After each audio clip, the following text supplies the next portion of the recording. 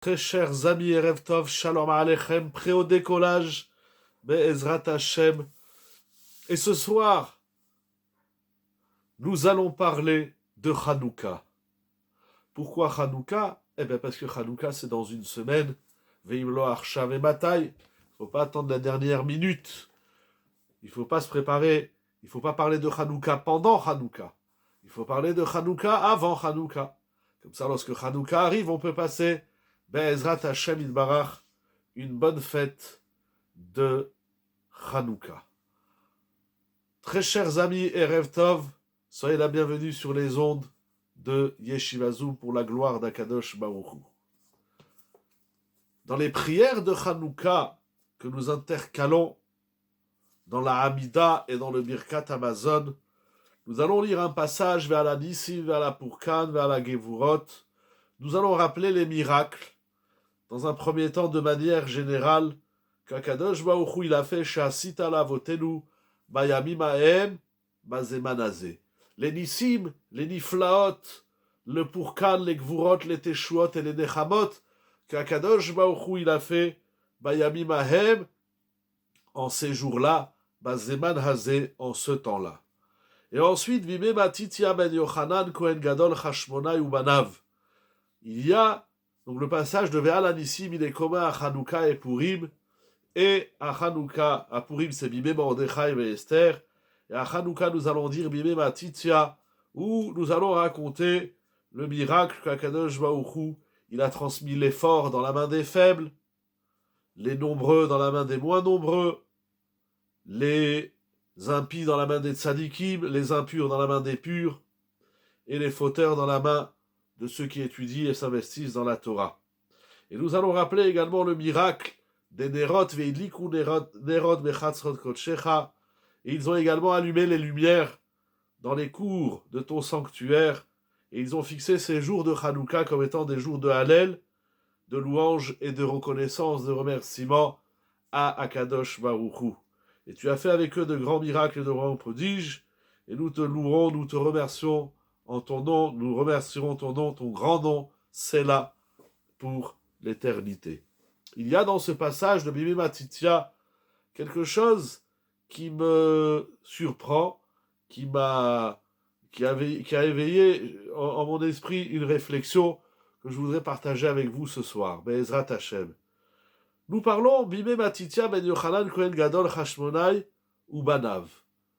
Du temps de Matitia, fils de Yochanan, le grand Kohen, Chashmonai, Ubanav, et ses enfants. C'est incroyable qu'à Hanouka, nous parlons d'un homme, Matitia en l'occurrence, nous rappelons son père, Matitia ben Yochanan. Et nous parlons également de ses enfants, Ubanav. Par exemple, si on met en parallèle avec Purim, à Purim on dit Bimé Mordechai, on dit Mordechai. On dit pas Bimé Mordechai ben Yair ben Shimi ben Kish, Ish Yemili Aya Beshamira, ça tu vas le lire dans la Megillat Esther. Quand on parle d'un homme dans la Torah, quand on parle de David Ameler, on ne rappelle pas à chaque fois qu'il est David ben Ishai. Lorsqu'on parle de Moshe Rabbeinu, on ne dit pas Moshe ben Amram, c'est ou Moshe ou ben Amram. Lorsqu'on parle de Shlomo Ameler, on ne dit pas à chaque fois Shlomo ben David. Et ainsi de suite. Même les Avot Akdoshim, on ne dit pas Avram ben Terach, Yitzhak ben Avram, Yaakov ben Yitzhak. Et dans la paracha de cette semaine de Vaïshev, on va parler des 12 fils. On ne va pas dire à chaque fois Yosef ben Yaakov et Yehuda ben Yaakov. Lorsqu'on parle d'un homme dans la Torah, la même chose chez les femmes. On dit Sarah, Rivka, Rachel, Léa, Esther, Abigail, etc. On ne mentionne pas à chaque fois le nom des ascendants. Pourquoi lorsqu'on parle de Hanouka, il faut nous dire Bimé Matitia ben Yochanan? Pourquoi ici il faut préciser qu'il est le fils de Yochanan? Mais ce qui est également intéressant dans le même ordre de questions, c'est pourquoi on dit Bimé Matitia et ses fils. Bon, ça encore on peut dire que c'est Matitia et ses fils qui ont remporté cette victoire contre les Grecs. Mais malgré tout, il y a un dessin qui se trame ici, c'est que nous parlons du grand-père, du fils et des petits-fils. On parle de Yochanan, on parle de son fils Matitia, et on parle des fils de Matitia. Pourquoi ce schéma transgénérationnel où il faut rappeler le passé le présent et le futur. En vérité, la Gemara, pour comprendre cela, nous allons voir une Gemara incroyable. La Gemara très connue au traité Shabbat, d'Afrav Gimel Amoudbet, nous dit Haragil Bener Havianle Banim Talmidei Chachamim. La Gemara nous dit quelque chose d'incroyable. Celui qui est habitué, ou il y a une autre version dans la Gemara qui dit Hazair Bener, celui qui fait attention aux Nerot de Hanouka, il aura des enfants Talmidei Chachamim. Incroyable. Pourquoi? Chez Nehemar, il dit Rashi, dans la Masechet Shabbat, Kiner mitzvah vetora or. Car la mitzvah est comparée au ner, le ner c'est-à-dire la veilleuse, le bol dans lequel on va mettre l'huile d'olive et la veilleuse pour allumer la flamme, et la Torah est comparée à la lumière. Kiner mitzvah vetora or. Alors de là nous apprenons que lorsqu'il y a la lumière il dit Rashi de Shabbat également, et de Hanouka, alors on a des enfants, par le ner mitzvah, par la lumière de la mitzvah, on a la lumière de la Torah. Alors cette Gemara est incroyable, bien évidemment. D'abord, 3 points. D'abord, qu'est-ce que ça veut dire Azaïr Bener? Qu'est-ce que ça veut dire celui qui fait attention aux Nerot, celui qui est vigilant? Ou d'après l'autre version, Haragil Bener, celui qui allume des Nerot il a l'habitude d'allumer des Nerot. Qu'est-ce que ça veut dire être habitué à allumer des Nerot? Et qu'est-ce que ça veut dire d'être vigilant? C'est quoi Zahir Bener? Ça se traduit comment? C'est quoi il faut être Zahir des Nerot? Deuxième question. En quoi le fait d'allumer les lumières de Hanouka, on a des enfants des Talmidei Chachamim? Quel est le rapport entre allumer les lumières de Hanouka qui sont là pour rappeler un miracle immense? Certes, comme on le raconte, comme tout le monde connaît, ils n'avaient plus d'huile, et ils ont trouvé une petite fiole d'huile qui était scellée, Bechotamo Shel Kohen Gadol, qui était scellée par le sceau du grand Kohen, et également la victoire de la guerre, cette guerre où le clan Israël, qu'ils étaient d'ailleurs au nombre de 12 ou 13, j'ai oublié Rashi dans Parashat Vayechi, il dit, si je ne me trompe pas, il dit qu'ils étaient 13, il y avait 13 Hashmonaïm contre une armée d'innombrables soldats, ils étaient des milliers. Alors, c'était improbable qu'on gagne cette guerre. Et Baruch Hashem, Akadosh Baruch Hu, il nous a donné la victoire. Donc, c'est 2 miracles extraordinaires. Pour cela, les Chachamim, ils ont décidé, comme la Gemara nous dit au traité Shabbat, ils ont fixé des jours de Hanouka, des jours de fête, de Yom Tov, de Hallel et de Oda'a, de louange et de remerciement, de reconnaissance à Akadosh Baruch Hu. Mais en quoi tout cela, et quel est le rapport avec la Torah? Et surtout, pourquoi cette mitzvah de Hanouka fait qu'on a des enfants Talmidei Chachamim? J'ai dit il y a 3 questions, mais il y en a au moins 4. La 3e question, c'est, on voit bien, demande les Mefarshim, on voit bien que tout le clan Israël, beaucoup, des milliers, des millions de Juifs allument la menorah de Hanouka. Et pourtant, il n'y a pas des millions de Talmidei Chachamim. Alors quoi, les Chachamim, qu'est-ce qu'elle nous dit le Talmud? La Gemara dit celui qui allume les Nerot de Hanouka, il aura des enfants Talmidei Chachamim. Mais s'il y a 1 million, 2 millions, 3 millions, je ne sais pas, 10 millions de Juifs qui allument les Nerot de Hanouka, il n'y a pas 10 millions de Talmidei Chachamim. Il y en a, Baruch Hashem, mais il n'y en a pas 10 millions. Alors qu'est-ce que ça veut dire faire attention d'allumer les Nerot et comment, de quelle attention parle-t-on? De quelle zéhirout, de quelle vigilance parle-t-on pour dire que celui qui allume les Nerot de Hanouka, il aura des enfants Talmidei Chachamim? Et enfin, 4e question que nous allons voir ce soir, Be'ezrat Hashem. C'est une question que soulèvent de nombreux Mefarshim. C'est de savoir.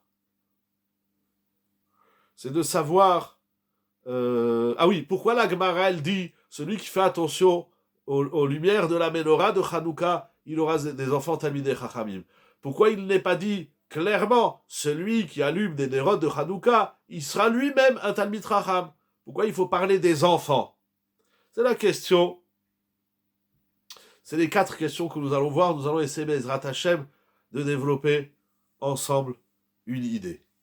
Alors, lorsque la Gemara nous dit Azaïr Bener Avianle Banim Talmidei Chachamim, celui qui fait attention aux Nerot, il aura des enfants Talmidei Chachamim. Il dit le Pri Hadash quelque chose d'incroyable. Il dit Hanouka, l'allumage de la menorah de Hanouka, c'est une ségoula pour avoir des enfants, des garçons. Parce que si la promesse des Chachamim, c'est que si on allume la menorah, on a des enfants Talmidei Chachamim, ça veut dire qu'il faut avoir des enfants.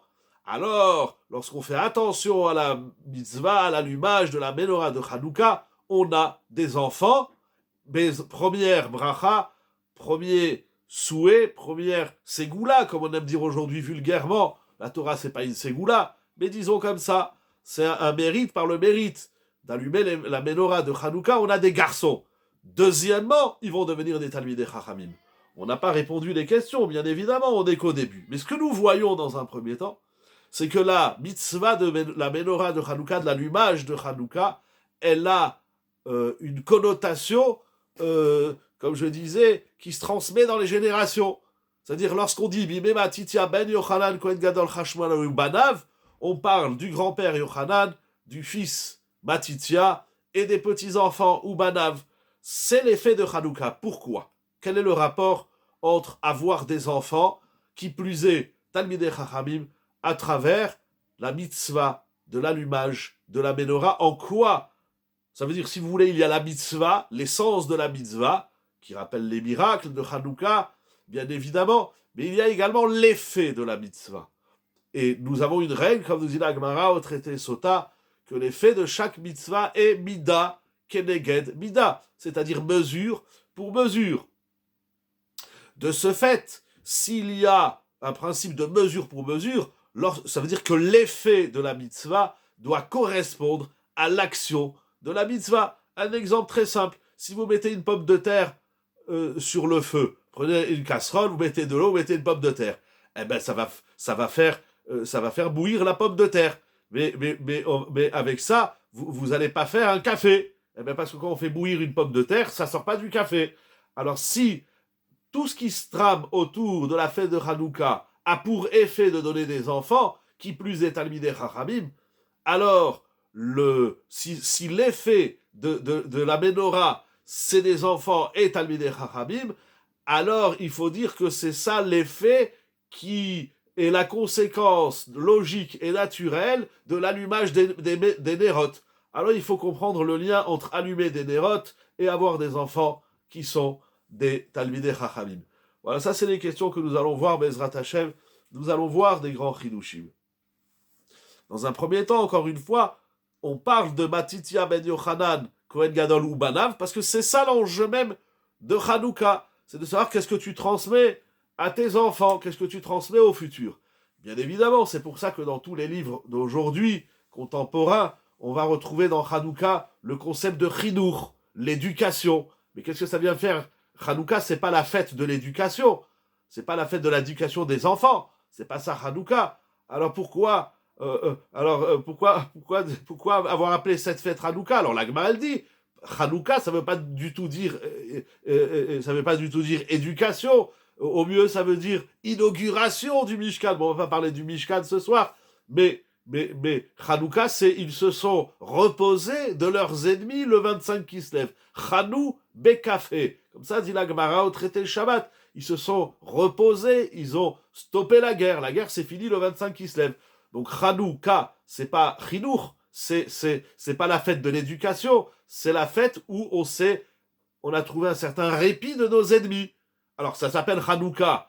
Ah oui, mais les Chachamim disent, mais on l'a pas appelé, je sais pas moi, on aurait pu donner un autre nom. Si les Chachamim ils ont appelé ça Hanouka, c'est qu'il y a aussi l'idée de l'éducation. Mais quel est le rapport avec gagner une guerre et avec trouver de l'huile et allumer le chandelier au temple et l'éducation des enfants? Quel est le rapport? Hein, j'espère que voilà, c'est clair. Voilà, les questions que nous allons traiter sont claires, je pense. Hein.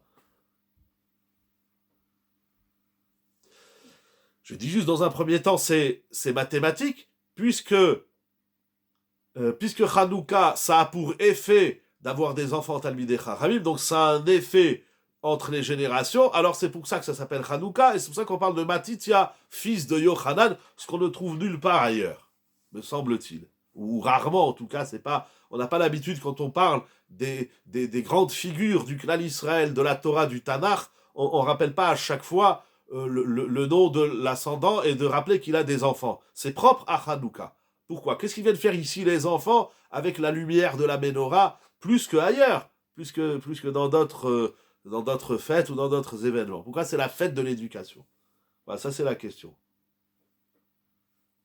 Alors nous allons voir Rav Yitzhak Yosef, le Rishon LeZion Shalita, dans Yalkut Yosef sur Hanouka, il ramène 5 explications de ce que veut dire Azaïr Bener Avianle Banim Talmidei Chachamim. Qu'est-ce que ça veut dire faire attention, être vigilant, être pointilleux dans la menorah de Hanouka, dans les lumières de Hanouka? Il va ramener 5 explications. Première explication, c'est le commentaire du Tour. Le Tour, dans Rachaim Siman, Resh Samer Gimel, si je ne me trompe pas, oui, ça c'est dans Shabbat, mais il va le dire également dans Hanouka. Bon, j'ai pas le Siman sous les yeux de Hanouka. Il va le dire. Le Tour explique la chose suivante. Chez Zahir la Sot Ner Yafé. Chez Yahir Tov. Incroyable. La Zeirut, l'exigence de Hanouka, c'est de faire attention que la lumière soit belle. C'est-à-dire qu'elle éclaire bien. C'est intéressant puisque les lumières de Hanouka, on n'a pas le droit d'en tirer profit. Mais malgré tout, c'est peut-être pour ça qu'on aurait pu avoir tendance, je pense, de négliger un peu ces lumières, puisqu'elles ne sont pas faites pour éclairer une quelconque obscurité. Alors, on aurait pu penser, bon, on met quelques mèches, ou on met quelques bougies. Non, il faut faire attention d'allumer une belle lumière, quand bien même cette lumière n'est pas là pour éclairer, pour sortir d'une obscurité quelconque. Donc c'est la zéiroute dans la qualité de la lumière des bougies ou des veilleuses de Hanouka. Vous savez, dans la halacha, c'est important d'allumer avec de l'huile d'olive. C'est seulement si on n'a pas d'huile d'olive qu'on utilisera une autre huile ou des bougies. Mais d'allumer avec des bougies, c'est pas top, c'est pas bien. Il faut pas allumer avec des bougies. C'est écrit dans la Gemara, c'est écrit dans la halacha, c'est écrit dans tous les sfarim de halacha. L'exigence première de Hanouka, c'est de l'huile d'olive et des mèches. Il dit le Tour, la zéiroute de la menorah, c'est d'allumer une belle lumière. Incroyable.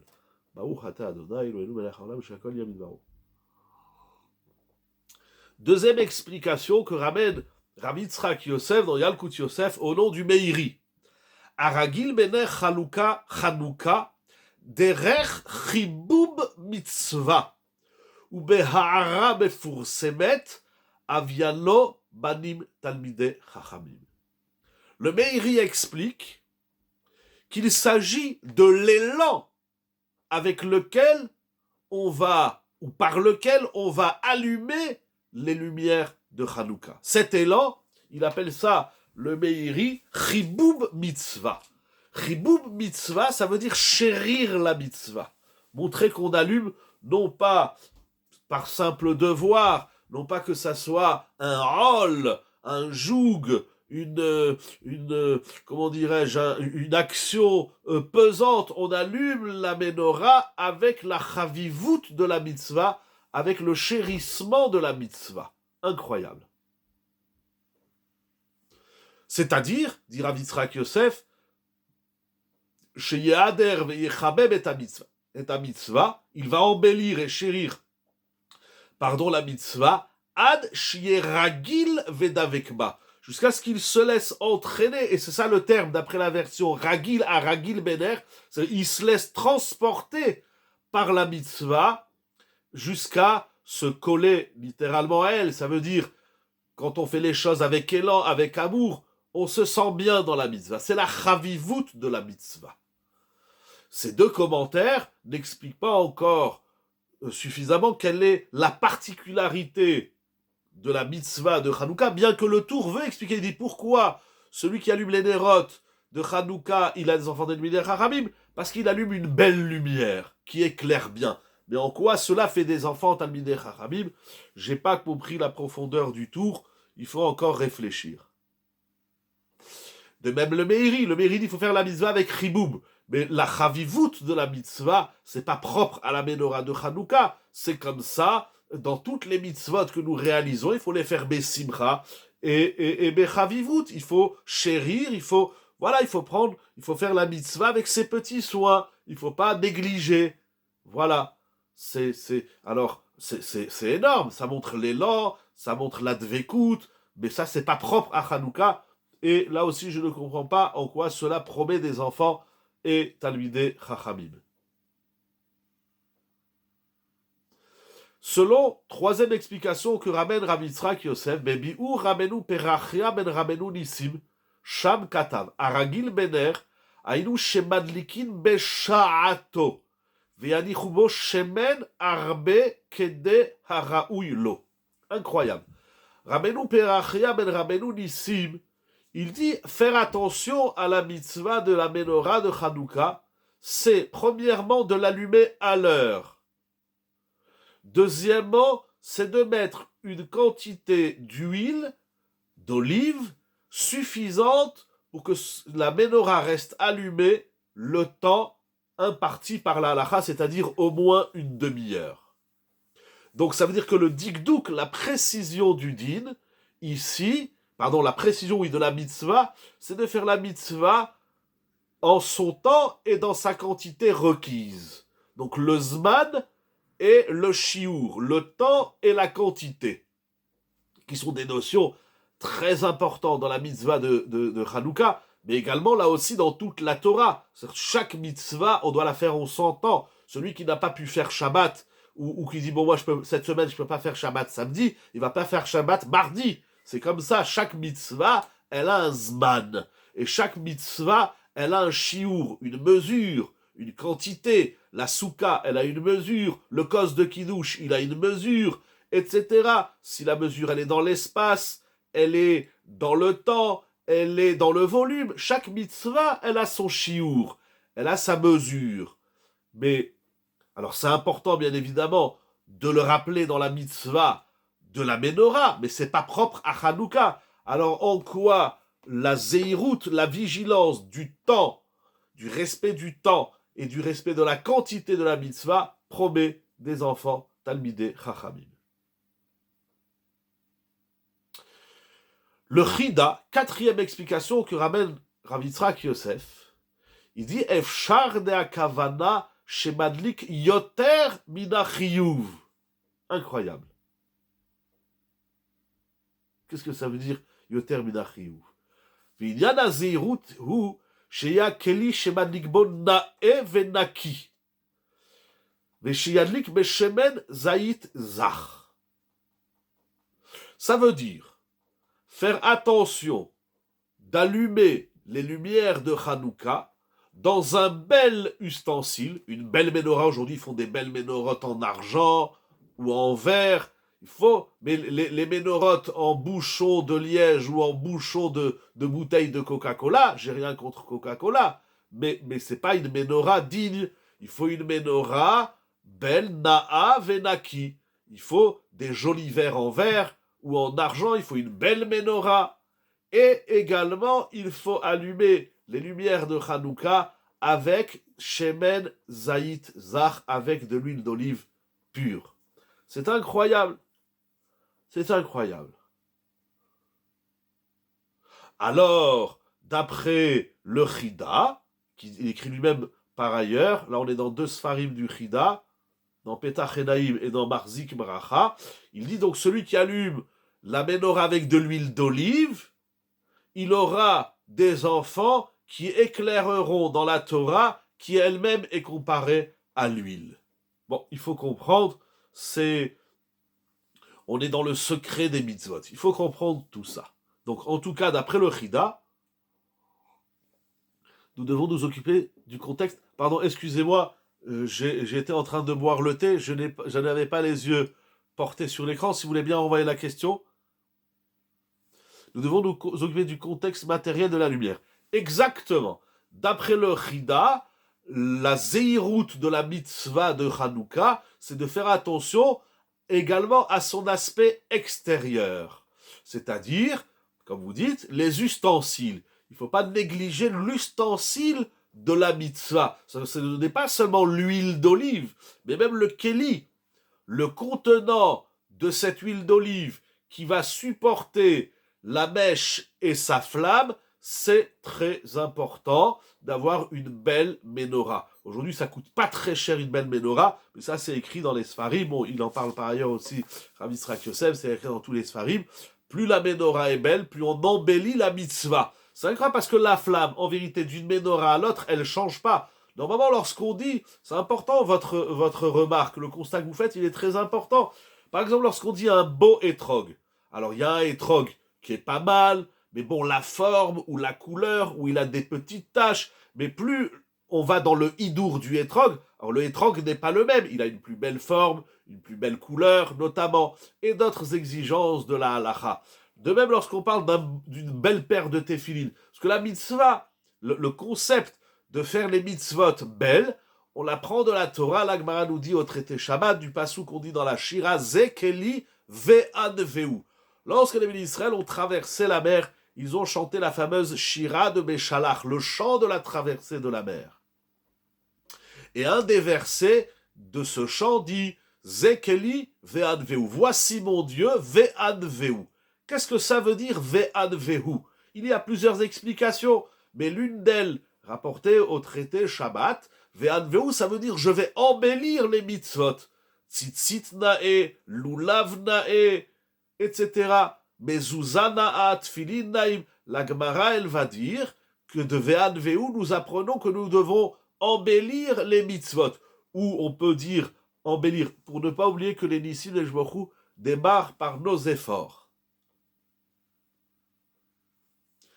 C'est juste également. Ce que vous dites, c'est juste aussi, ça veut dire, plus on s'investit dans la mitzvah, plus on prend conscience combien Kadosh Baruch Hu, il s'investit, pas seulement au passé, mais même au présent, de protéger le clan d'Israël, de nous offrir ses bontés, de nous offrir sa Torah, etc., etc. C'est vrai aussi. Et plus on s'investit dans une mitzvah, plus qu'Aviachol, on a le retour, j'ai envie de dire, de l'investissement d'Akadosh Baruch Hu vis-à-vis du clan Israël. Mais, je disais, par rapport à votre premier constat, c'est quelque chose d'incroyable, puisque, comme je disais, dans chaque mitzvah, lorsqu'on l'embellit, alors l'objet de mitzvah, il est quelque peu différent. Un beau étrog n'a pas la même couleur et la même forme, et la moindre, comment on va dire, il n'y a pas d'imperfection, mais un loulav, un étrog moins beau, entre un étrog beau et un étrog moins beau, Méoudar ou pas, on voit la différence. Or, ici, puisque l'objet, entre guillemets, de mitzvah, proprement dit, c'est la flamme. Or, une flamme que vous allumez dans un bouchon de liège, que vous allumez dans un verre en verre, ou dans une menorah en argent, la flamme, elle ne changera pas. C'est toujours la même.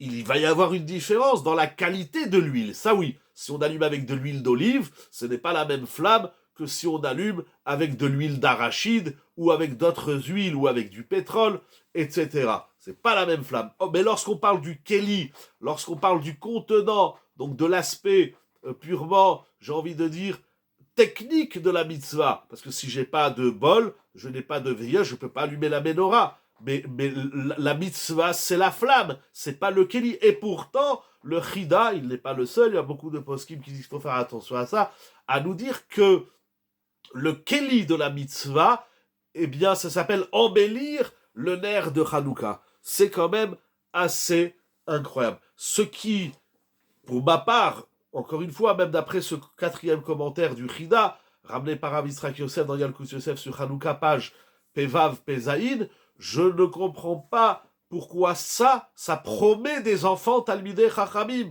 En quoi l'embellissement du Keli, alors il le dit dans l'huile d'olive, puisqu'on allume avec de l'huile d'olive, la Torah est comparée à l'huile d'olive, alors ça fait des enfants Talmidei Chachamim. Mais on va essayer de dire Be'ezrat Hashem, de développer à travers tous ces Mefarshim et ce que j'ai lu, partager avec vous quelque chose de fondamental dans cette fête qu'il faut bien comprendre.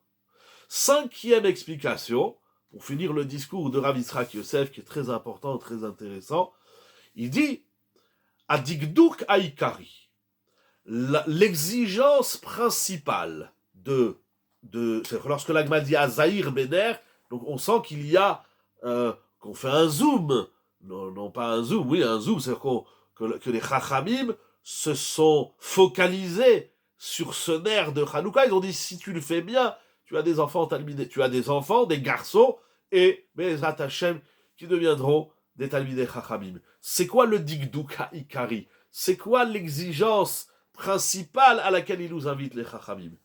Yoter ou les Kayem et a mitzvah ke'ilchata kefi kol pratea vedikdukeha lechatechila hen bizmana adlaka vehen beshiura adlaka ובבירור הדין לגבי ארסנאי וכדומה. ולזה צריך שילמד היטב הלכות הדלקת נרות. וכן משמע מביאור רבנו פרחה. Il reprend le troisième commentaire et il le développe. C'est-à-dire comme ça.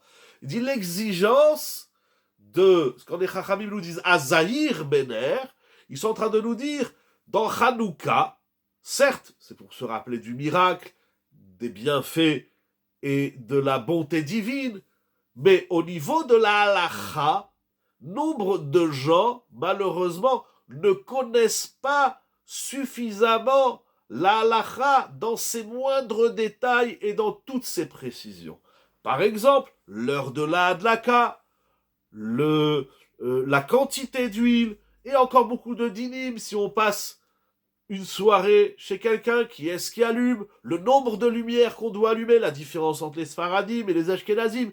Il y a dans la Halacha, dans la Gemara déjà, dans le Rambam, Ilchot Hanouka, dans le Shulchan Aruch, et puis tous les livres des décisionnaires contemporains, il y a d'innombrables halachot qu'il faut bien connaître pour bien réaliser la mitzvah de Hanouka. Donc lorsque les Chachamim nous disent, c'est intéressant comme idée, j'ai beaucoup aimé, lorsque les Chachamim nous disent il faut être zahir de la mitzvah de la Menorah, ça veut dire être zahir, ça veut dire faire attention à toute la mitzvah dans son ensemble et dans le moindre détail de sa pratique. Où on allume la Menorah, qui allume la Menorah, avec quoi on allume la Menorah, etc. À quelle heure on allume tous ces dinim et tous ces halachot.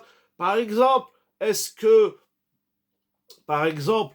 on allume la Menorah, on l'allume avant Adlakat Nerot, pour vendredi soir, donc Shabbat, pas ce Shabbat, mais la semaine prochaine, ce sera Shabbat Hanouka, donc il faudra allumer la Menorah avant la Adlakat Nerot, mais attention, il faudra qu'il reste de l'huile, il faut une grande quantité d'huile qui tienne depuis le moment où on a allumé la Menorah jusqu'à une demi-heure après la nuit. C'est-à-dire qu'il faut mettre à peu près 2 heures d'huile pour que ça tienne jusqu'à... Puisqu'on fait un Adlakat Nerot, il est à peu près 4h30. La nuit, c'est à peu près... J'ai pas en tête les horaires de la semaine prochaine, je les ai, mais vous les avez, vous verrez exactement dans les calendriers. C'est à peu près 6h moins quart, 6h. Donc ça doit rester allumé jusqu'à 6h15. Donc de 4h15, il faut une quantité d'huile importante.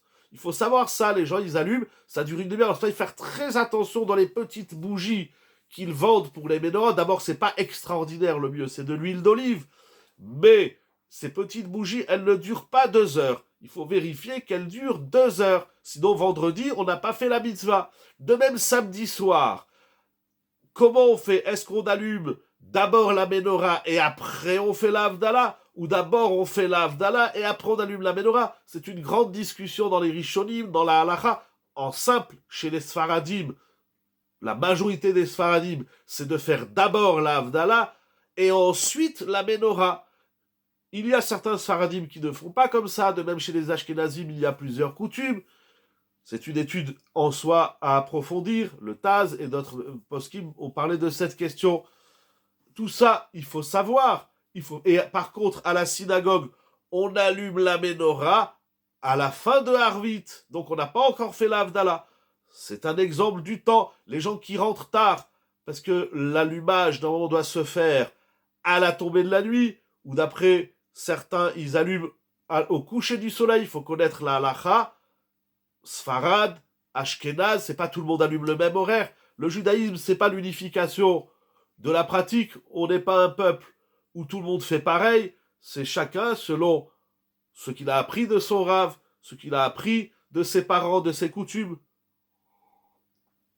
De même, si normalement il faut allumer la Menorah à la tombée de la nuit d'après le Shulchan Aruch, mais voilà qu'il y a des gens, la tombée de la nuit c'est à peu près 18h, il y a des gens qui rentrent à la maison, il est 20h, il est 20h30 parce qu'ils travaillent, parce qu'ils sont en voyage, tout ça, il faut bien connaître les dynimes de la Ménorah, de Hanouka, et lorsqu'on apprend bien les dynimes, eh bien on fait une belle mitzvah. Mais là aussi, selon le commentaire, ce sont bien évidemment des commentaires donc tirés des Rishonim, le Tour, le Meiri, Rabbeinu Perachia, les Acharonim, le Chida, et donc développés par Rabbi Yitzhak Yosef, ce sont des commentaires qui sont très importants, bien évidemment, mais à mon niveau, je ne comprends toujours pas, d'après ces différents commentaires, la raison pour laquelle la vertu de cette mitzvah, l'effet de cette mitzvah, c'est d'avoir des enfants qui sont des Talmidei Chachamim. Alors nous allons avancer un peu, Be'ezrat Hashem, nous allons voir quelques idées qui sont très importantes pour bien comprendre cette mitzvah et afin, Be'ezrat Hashem, de bénéficier correctement de tous ces effets. Le Ramban, qui est très connu, dans la paracha de Beha'alotecha et Anerot, là-bas, la Torah nous dit que Moshe Rabbeinu dit à Aaron qu'il va allumer les Nerot, du chandelier au Beth Amikdash, dans le sanctuaire. Le Ramban, déjà Rashi sur place, Rashi dit, mais, parce que juste la paracha d'avant, dans Nassau, la Torah nous dit que les princes d'Israël, les 12 Nessim, vont apporter des sacrifices, que nous allons lire d'ailleurs pendant Hanouka. Ces 12 princes, ils vont inaugurer le tabernacle, le Mishkan. Mais voilà que Aaron le Kohen Gadol, n'a pas participé à cette inauguration. Alors, il était triste. Il dit, tous les princes d'Israël, au nombre de 12, un prince par tribu, va apporter un sacrifice et tous ensemble ils vont se réunir pour inaugurer le Mishkan. Mais moi, Aaron, le Kohen Gadol, je n'ai pas participé à cette inauguration. Alors, Akadosh Baruch Hu lui dit, toi, tu vas allumer les nérotes. Tu vas allumer les lumières du chandelier. Ça, il n'y a pas. À part le Kohen, les Kohanim, il n'y a personne qui allume ces chandeliers. C'est la mitzvah des Kohanim de nettoyer le chandelier et de l'allumer, même si dans la halacha et dans la souya, il y a une grande discussion, est-ce que celui qui n'est pas Kohen, il peut allumer la menorah? En tout cas, d'après Rashi, Akadosh Baruch Hu, par l'intermédiaire de Moshe Rabbeinu, il va consoler Aaron, si tu n'as pas participé à l'inauguration du tabernacle, mais seul toi allume le chandelier. Le Ramban dit quelque chose d'incroyable. Le Ramban nous dit quelle est la façon dont Moshe va consoler Aaron à Kohen. Il lui dit dans l'histoire, vous, les Kohanim, tes descendants, les Hashmonaïm, qui sont les descendants directs de Aaron, le Kohen Gadol, le premier Kohen de l'histoire du peuple juif, ils vont allumer le chandelier de Hanouka. C'est-à-dire déjà, dans la Torah, on est à peu près 1000 ans, il faut calculer exactement, entre le moment de l'inauguration, puisque l'inauguration du Mishkan, c'est la première année de la sortie d'Égypte, ensuite il y a eu les 40 ans d'Égypte, et ensuite il y a eu les 400 ans du premier temple, 410 ans, et Hanouka, c'est à peu près 120 ans plus tard, donc ça fait moins de 1000 ans. Bon voilà, il faut calculer exactement, mais c'est à peu près... Donc il y a plusieurs siècles.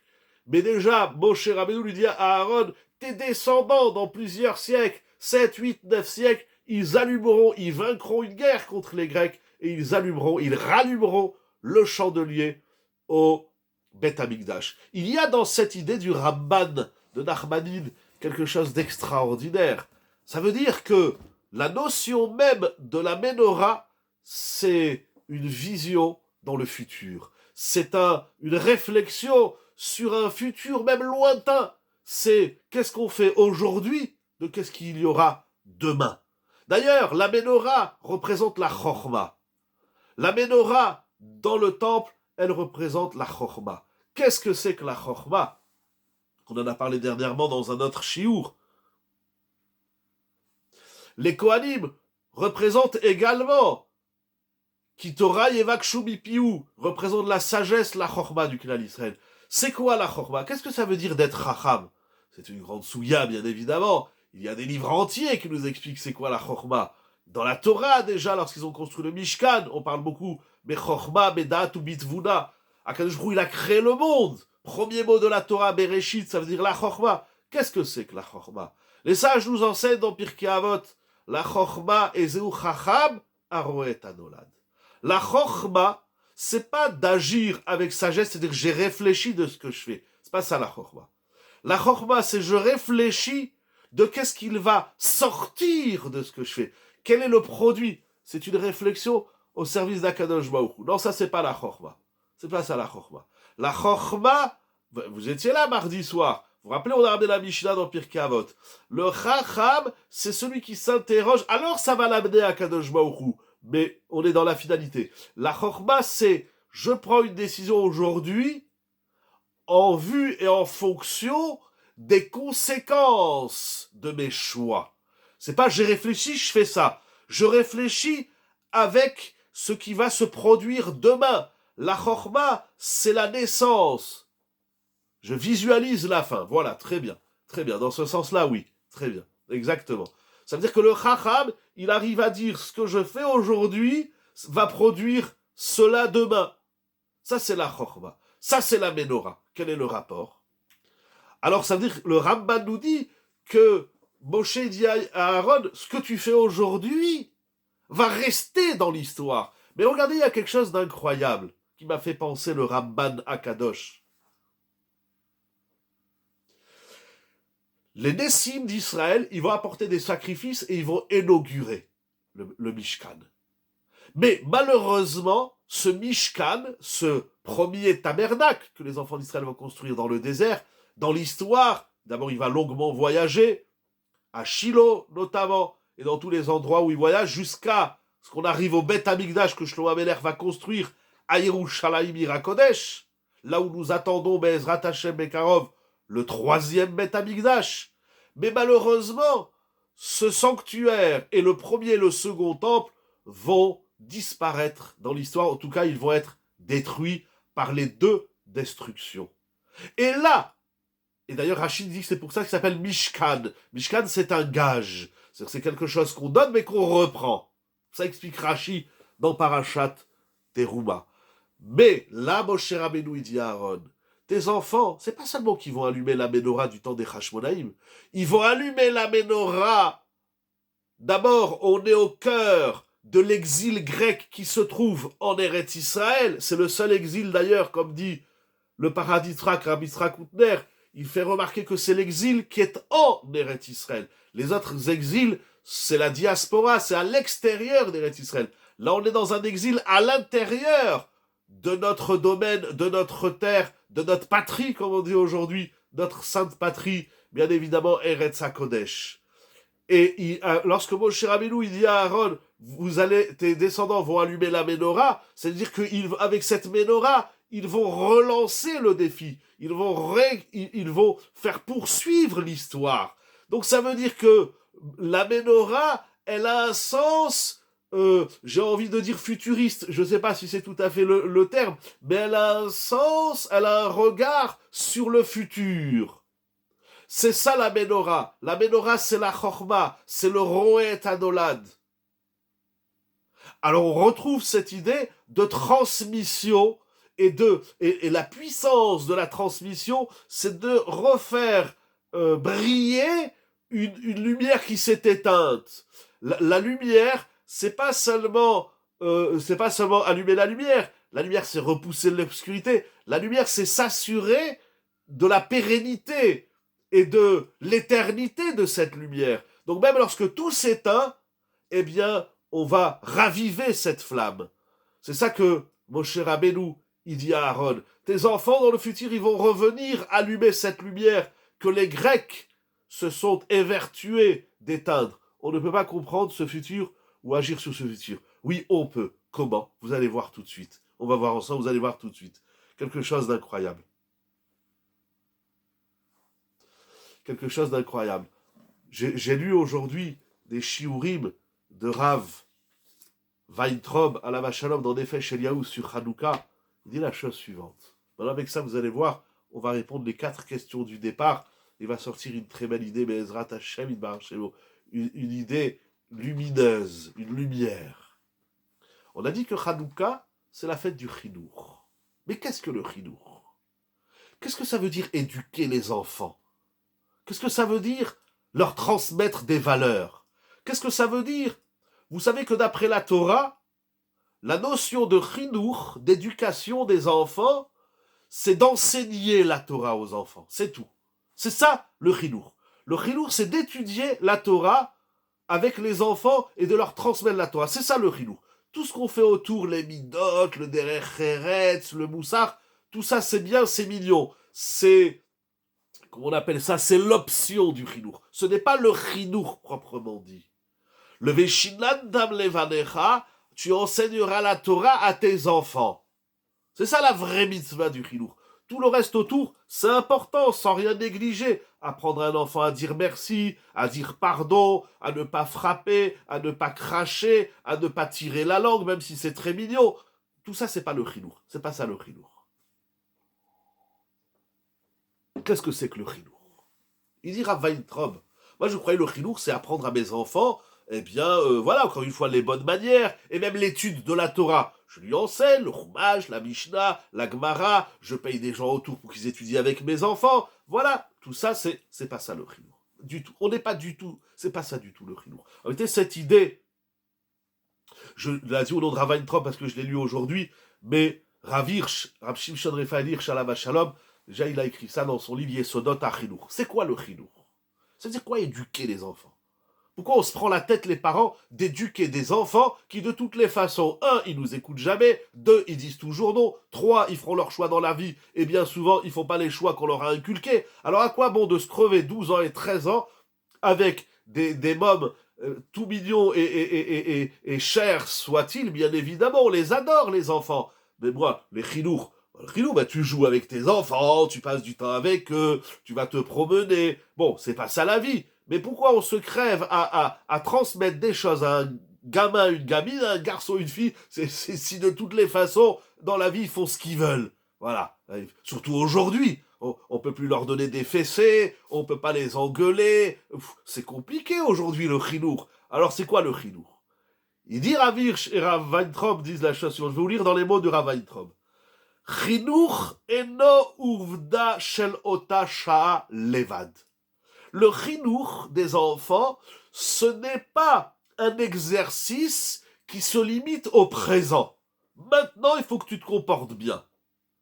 Rak yesodo, à la base, le fondement du chinour, le ha'amid arshav kol ha'atid shel hamechunach hazeh. Vous vous rendez compte la profondeur, la délicatesse, la saveur de cette phrase du Rav.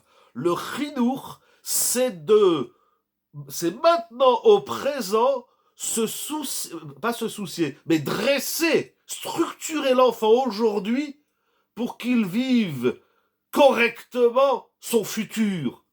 Le chinour, c'est pas maintenant, dis merci. Le chinour, c'est ce que je te donne aujourd'hui. Ce sont les outils. Il y en a qui appellent ça les armes, mais j'aime pas trop. Ce sont les outils. On va lui donner des outils pour que dans la vie, il vive pleinement sa vie. Le chinour, c'est pas un regard sur le présent, c'est un regard sur le futur. Et si on n'a pas cette rochma du futur, de notre enfant, c'est ça qui est incroyable. Pas qu'est-ce que je veux faire de mon enfant, c'est pas ça le chinour. C'est qu'est-ce que je vais donner à mon enfant pour qu'il vive pleinement sa vie du futur, toute sa vie, admet à Vesrim, et même jusqu'après que les parents y soient plus là, jusqu'à 120 ans et au-delà. Le chinour, c'est je vois le futur de mon enfant, et en fonction du futur de mon enfant, je l'éduque aujourd'hui. C'est ça, le chinour. Et donc on retrouve, encore une fois, cette idée de la, pas seulement de la transmission des valeurs, mais cette idée du souci du lendemain. C'est ça le chinour, et c'est ça toute la fête de Hanouka. Par conséquent, d'abord, je voudrais terminer avec quand même dire un mot sur le Maral, parce que le Maral il a écrit sur Hanouka, mais d'abord, pourriez-vous s'il vous plaît nous donner un exemple? Nous donner un exemple, c'est comme ça. En vérité,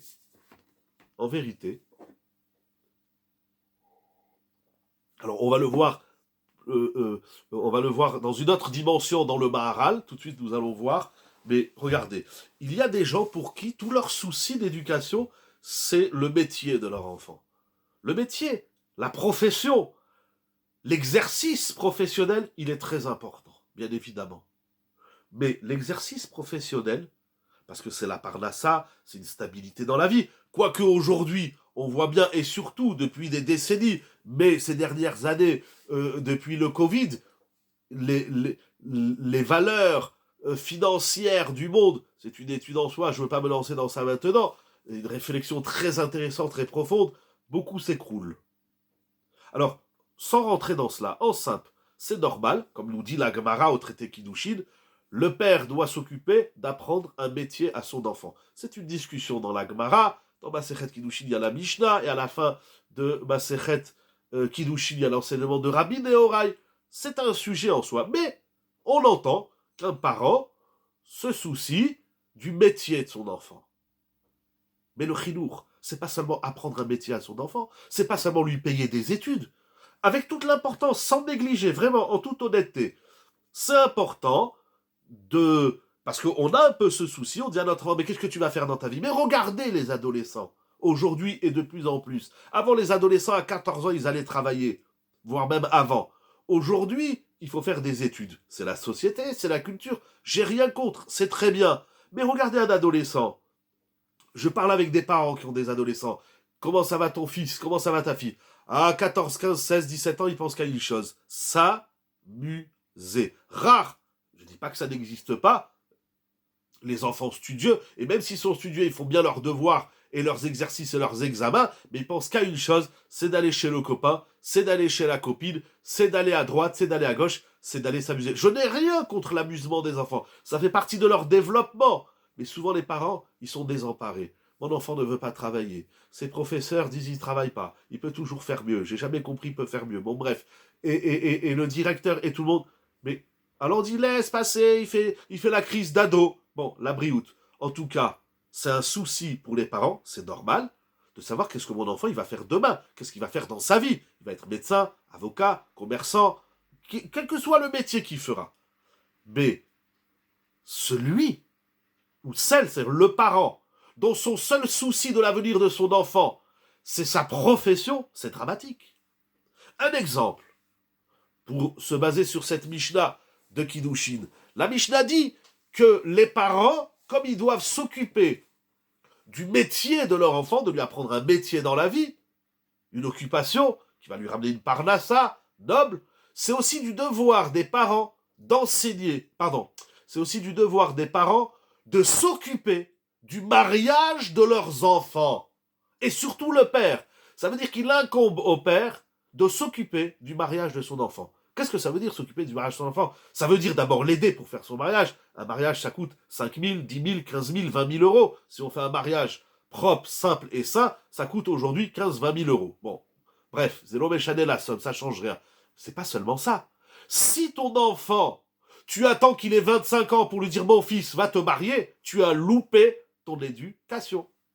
Comme on éduque les enfants au bas âge à bien travailler à l'école, c'est normal, à penser à l'avenir, qu'est-ce qu'on va faire demain, qu'est-ce que tu feras quand tu seras plus grand, vous vous rappelez cette émission, qu'est-ce que tu veux faire demain quand tu seras plus grand? Mais dans le chinour, il faut déjà à un enfant de 2 ans, 3 ans, 4 ans, 5 ans, lui parler du mariage. Non pas parce que... Mais regardez les enfants, déjà à 5, 6 ans, ils jouent à papa, maman. Et on dit, ah là là, il faut pas jouer avec les filles. C'est normal, les filles, les garçons, bien évidemment. Mais ça fait partie du chinour de montrer une image du couple, déjà celui des parents, mais également d'éduquer les enfants. Regardez la Torah qui nous parle d'Adam et Chava, le couple Adam et Chava. Et par la suite, Noach et son épouse Naama. Par la suite, Avraham, Yitzhak, Yaakov, les 12 tribus, Yosef. La Torah nous parle du couple des Avot Akdoshim. Nous sommes complètement responsables de la vie future de nos enfants.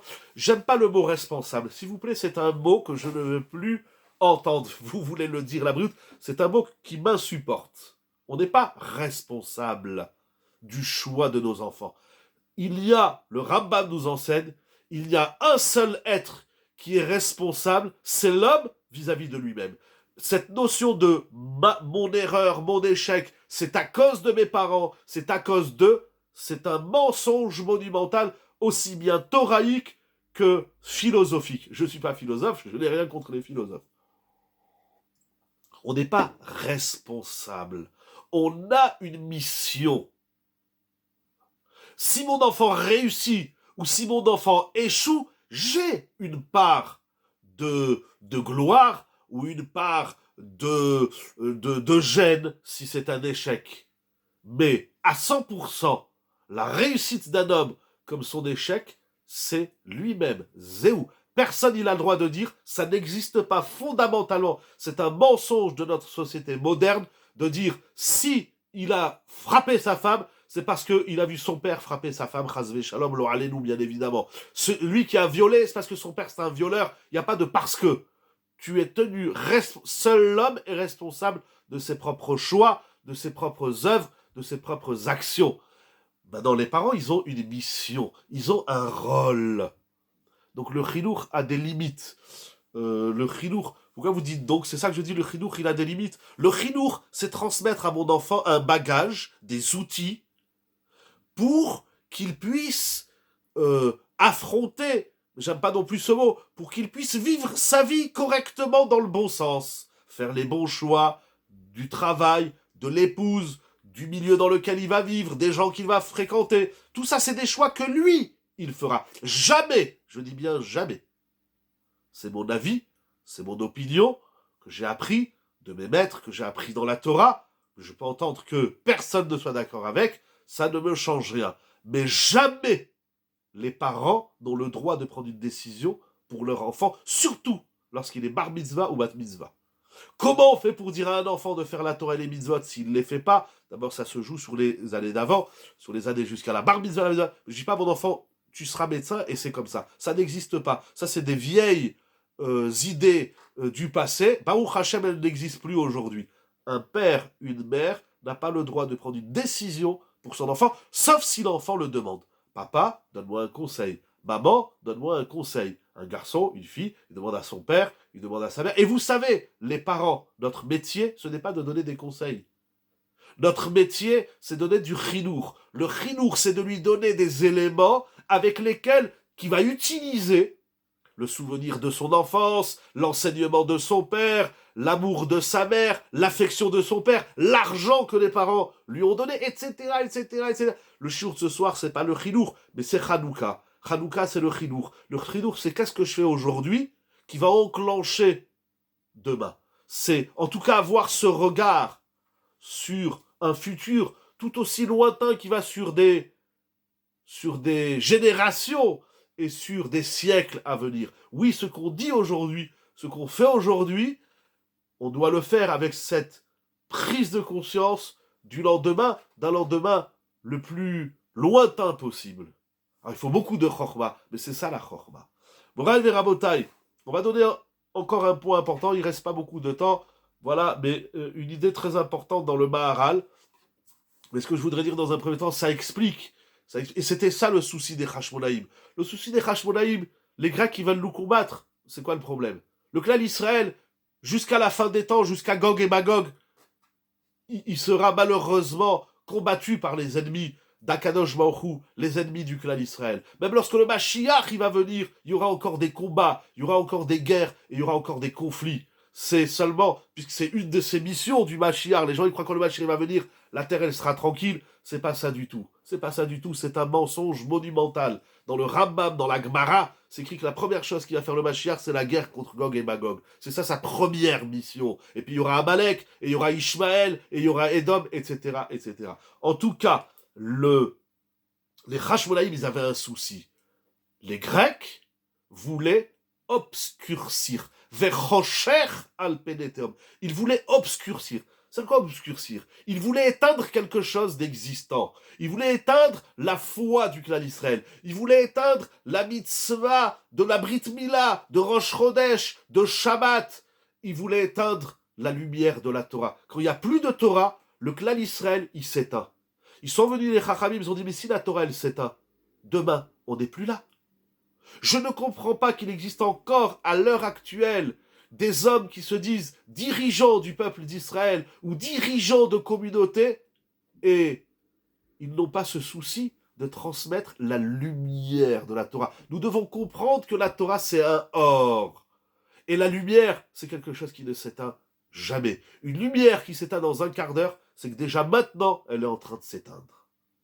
Voilà, ça, il faut bien comprendre. On transmet à nos enfants pas seulement des valeurs, pas seulement des idées et des concepts. On transmet à notre enfant le souci de son propre avenir. L'avenir, pas seulement financier, pas seulement de travail, mais l'avenir. Et l'avenir d'un enfant, c'est quoi? C'est son propre enfant. Et l'avenir de l'enfant, c'est aussi son enfant. L'avenir du clan Israël, c'est à travers, et c'est pour ça qu'il dit le prix Hadash, que la Ségoula, la vertu de la mitzvah de Hanouka, c'est d'avoir des enfants. On est dans une société qui, malheureusement, c'est pas propre à aujourd'hui, c'est pas propre à notre société, c'est vieux. Depuis au moins le fils, au moins Ham, le fils de Noach, de ne pas produire trop d'enfants. C'est dramatique. La première mitzvah de la Torah, c'est Piria Verivia. C'est la première mitzvah de la Torah. C'est d'avoir des enfants et c'est de faire en sorte que le clan Israël, il se multiplie. Et qu'est-ce qu'on gagne d'avoir tellement des enfants? Vous savez, un jour, ma fille, elle est revenue, je ne sais plus quelle classe elle est, quatrième ou troisième, je ne sais plus. Alors elle m'a dit, mais c'est des cours qu'ils ont eu déjà même avant, la maîtresse, donc elle leur a parlé de l'histoire, de la société, et puis il y a un drame dans notre société, c'est qu'on est 7 milliards d'êtres humains. Et donc, ça, j'ai pas les mots, mais l'idée, c'était, la maîtresse nous a dit que la reproduction humaine est un danger pour la planète. Ça, c'est pas Torah. Ça, c'est éteindre le clan Israël. Ça, c'est éteindre l'humanité. Le problème de l'humanité, c'est pas seulement le pétrole, c'est pas seulement les guerres. Le problème de l'humanité, c'est que l'humanité est égocentrique. Elle pense, elle, aujourd'hui. Heureusement, Akshmoru, il a fait dans le monde. Pourquoi Hanouka nous inscrit plus dans le futur? C'est pas que Hanouka nous inscrit dans le futur. Hanouka, c'est la fête de l'éternité. C'est la fête du futur. D'ailleurs, si on regarde bien dans la Gemara, et je voudrais vraiment dire le Maharal, il est déjà 39, bon, laissez-moi 3-4 minutes, je veux dire au moins, on dit pas un Maharal en 3 minutes, mais si on voit bien dans la Gemara, c'est écrit qu'ils ont fait Hanouka, et ils ont fixé l'année d'après, c'est-à-dire l'année où ils ont gagné la guerre, il y a eu le miracle, ils n'ont pas fait de fête. Ce n'est que l'année d'après, les Shana Acheret, ils ont dit, il faut... Hanouka, c'est pas une notion qui se transmet. Hanouka, c'est la transmission elle-même. C'est le souci du lendemain qu'on va retrouver dans notre fête. Mais Hanouka, la particularité de Hanouka... D'ailleurs, une des questions que je disais tout à l'heure, pourquoi c'est écrit celui qui fait attention aux lumières de Hanouka, il aura des enfants, Talmidei Chachamim. Pourquoi c'est pas écrit qu'il sera lui-même Talmid Chacham? Parce que la fête de Hanouka, c'est pas le regard sur ton nombril d'aujourd'hui. Hanouka, c'est la fête du lendemain. D'ailleurs, il y a un midrash qui dit, que ramènera Weintraub également, que Hanouka, c'est une mitzvah qui existera les Hatid Lavo. C'est pourquoi les mitzvahs de l'Hatid Lavo, c'est un grand sujet dans le Talmud au traité Nida. C'est-à-dire que Hanouka, c'est la fête du Hatid Lavo. Hatid Lavo, ça veut dire des temps à venir. Hanouka, c'est la fête où on écrit quelque chose pour demain. C'est pas une fête où on fait quelque chose pour aujourd'hui. C'est pas une fête qui nous rappelle un passé, c'est la fête du futur. Si on fait Hanouka juste pour se rappeler qu'est-ce qu'ils ont fait hier, on finit dans les beignets et dans l'huile. J'ai rien contre les beignets et l'huile et la confiture, etc. Hanouka, c'est le propre même de Hanouka, c'est qu'est-ce qui va se passer demain. C'est ça, Hanouka, c'est le souci de demain. Moraï Verabotai, ça répond à beaucoup de questions, mais en un mot, il dit le Maharal. Alors, je vais aller directement comment il le traduit, Rav Weintraub. Il dit la chose suivante. Hanouka, c'est la mitzvah d'allumer des nérotes. Mais le Maharal, il fait une analyse que j'aime énormément et que je voudrais vous la partager. Comment on allume une veilleuse? On prend un verre, on prend un bocal. Dans la Gemara, on appelle ça le nerf. Le nerf, pas le nerf de la guerre, chas shalom, mais le nerf de la vie. On prend un nerf, donc on prend un bol, un joli bol, qui s'appelle le nerf, le contenant. Dans ce contenant, on va mettre l'huile d'olive, on va mettre une mèche et la flamme. Il dit donc la lumière, elle est composée de 2 éléments. Elle est composée du nerf et elle est composée de la flamme. Et alors, la chose suivante, il dit le Maharal. Le nerf, il représente la matière. c'est-à-dire l'objet premier, la matière première, pour faire, s'il n'y a pas le bol, il n'y a pas l'huile, il n'y a pas la mèche, il n'y a pas la lumière. Dans les mots du Maharal, ça s'appelle le chomer. La matière première qui nous permettra d'allumer une lumière. La lumière, elle représente ce que le Maharal appelle, dans ces mots extrêmement profonds, la tsura. La tsura, ça veut dire, au final, c'est pas le chandelier l'essentiel. Au final, c'est pas la veilleuse l'essentiel. C'est la lumière. La lumière, celle qui permet de reconnaître, entre Ravaïtrom et ce que je comprends et le temps que j'ai déjà dépassé, la lumière, c'est ce qui nous permet de distinguer que chaque chose dans la vie, elle a une forme. Dans le noir, on sait qu'il y a plein de choses, mais on ne sait pas où elle est la chaise, où elle est la table, où il est monsieur, où elle est madame, etc. On ne distingue rien. La lumière, c'est elle qui nous permet, celle qui met en avant la tsura des choses. Quelle est la différence entre la matière et la tsura? La matière première, elle est vouée à disparaître, alors que la tsura, c'est l'essence même des choses. Et alors, nous dit le Maharal la chose suivante, expliqué par Ravaïtrom. Il dit, lorsqu'Adam Arishon, il a fauté, alors Akadosh Baruch Hu, il a dit, tu vas mourir. Et d'ailleurs, dans le monde, tout meurt, tout disparaît. Mais Ravaïtrom, il dit, il y a quelque chose d'extra. Il y a une chose qui ne meurt pas, c'est le pouvoir de donner naissance à. C'est le pouvoir de perdurer l'histoire dans le futur. Ça ne meurt pas. Et c'est ça Hanouka, c'est donner à la vie un sens qui ne s'arrête pas au temps T, mais qui voyage, qui a une aventure infinie, qui ne s'arrête jamais, jamais de s'écrire. Hanouka, c'est la fête de l'éternité du clan Israël. Voilà Moraï Verabotal, je sais c'est très succinct dans le Maharal, il me faudra au moins 10-15 minutes pour lire et 1 heure pour développer. Mais de toutes les façons, il faut lire le Ner Mitzvah. Il existe en français. Je sais qu'à un moment donné, peut-être il existe encore chez Amazon, je ne sais pas. En tout cas, dans les librairies, aujourd'hui par Internet, on peut acheter même à distance. Dans les librairies hébraïques, le Ner Mitzvah, il a été traduit. Je crois même qu'il y a une traduction, si je ne me trompe pas, très intéressante de Benny Gross. À la Shalom, il y a d'autres traductions qui sont très bien faites, mais il faut lire. Si on n'a pas lu le Ner Mitzvah, on ne peut pas savoir c'est quoi Hanouka. Voilà, ça c'était pour la page publicité, mais je n'en vends pas, donc je vais te faire de la publicité. Hanouka, c'est de trouver la lumière. La lumière, elle est où? Elle est dans ce qui ne meurt pas. Et quelle est l'unique chose, il dira Weintraub, qui ne meurt pas sur terre, c'est le pouvoir d'écrire l'histoire de demain. C'est Hanouka, c'est la fête de l'éternité du clan Israël. Je m'excuse pour 2 choses. Premièrement, peut-être que vous attendiez un shiur de halacha et j'ai changé, j'ai fait exprès de ne pas le dire au début, de changer un peu de mon habitude, de parler de Hanouka. C'est la première chose sur laquelle je m'excuse. Deuxièmement, mais je voulais parler de Hanouka avant Hanouka. Surtout, et la deuxième chose pour laquelle je m'excuse, c'est que les 2 lundis qui suivent, c'est-à-dire le premier lundi de Hanouka, qui sera le 2e soir de Hanouka, et lundi d'après, j'ai pas les dates, mais vous verrez, de toute façon, c'est très simple, c'est lundi la semaine prochaine et lundi de la semaine d'après.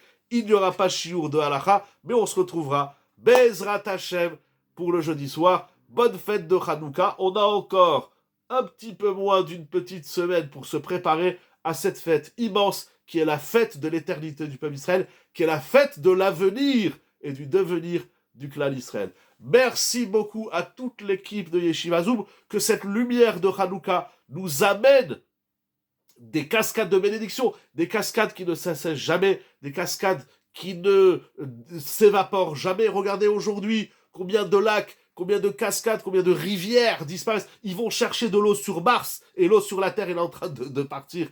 Nora et Ayom, c'est incroyable, c'est magnifique ce qui se passe sur Terre. Merci pour toutes vos brachot, qu'Akadosh Baruch Hu vous les renvoie en effet boomerang par 1000 fois plus et 10 000 fois plus, une lumière qui ne s'éteint jamais. Pour nous, pour nos enfants, pour nos descendants, Ad Biad Goel Tzedek, qu'on n'entende que des bonnes nouvelles pour tout le clan Israël, la Refoua Shelema pour tout le monde, la bracha pour tout le monde dans tous les domaines de la vie, et que Bezrat Hashem, ceux qui n'ont pas encore d'enfants, qu'Akshmouri leur donne des enfants, et 1, et 2, et 3, et que nous entendions que des bonnes nouvelles chez tout le monde, de même des petits-enfants pour nous et pour tout le clan d'Israël, et des arrière-petits-enfants, que nous puissions être un maillon, pas faible, chas shalom, mais fort dans l'histoire de demain, dans l'histoire de l'avenir du clan d'Israël, bien évidemment, pour la gloire d'Akadosh Baruch Hu.